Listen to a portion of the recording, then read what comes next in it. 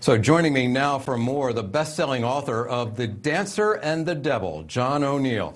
John, thanks very much for joining us. You recently wrote a piece about Ukraine's fighting spirit. We've seen the images of Ukrainians fighting off Russian forces.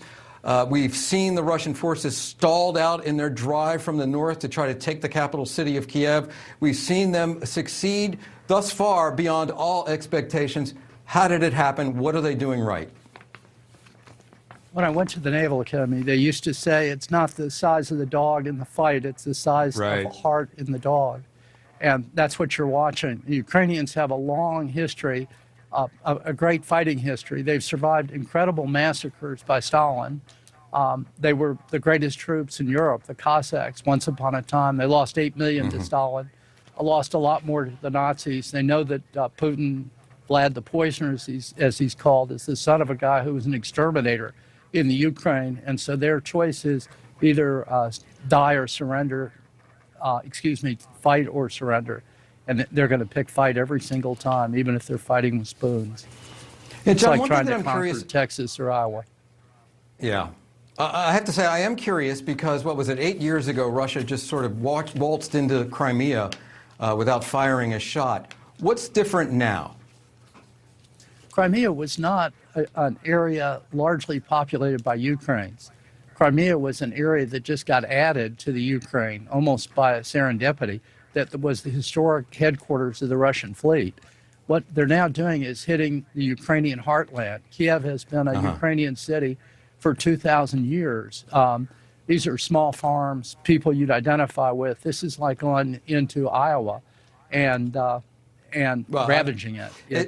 That's why they're fighting for their homes, their farms, their families.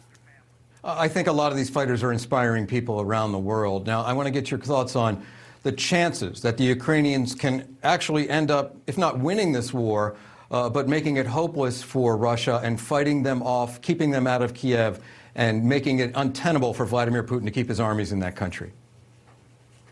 In the end, the Ukrainians were going to win. I'd like to explain Putin may dominate the physical landscape of the Ukraine, but he will never dominate the hearts of the Ukrainians. And if it takes 50 years, the Ukrainians will be singing their national anthem again about "Thou art still the Ukraine," and their children, if they fight in the ruins and the men are all gone and simply fighting with spoons and the women and children are all that survive, they will teach those children that they are Ukrainians. And so in the end, he will lose. And his statues, as Gandhi said, will fall all over the world, as Stalin's statues have fallen, because he's a tyrant and a butcher, and because they're fighting for freedom and for the identity of their entire country going back 2,000 years.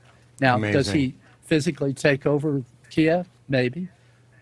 He's got an arsenal of biological warfare wars. He's got huge tanks. He's got numbers.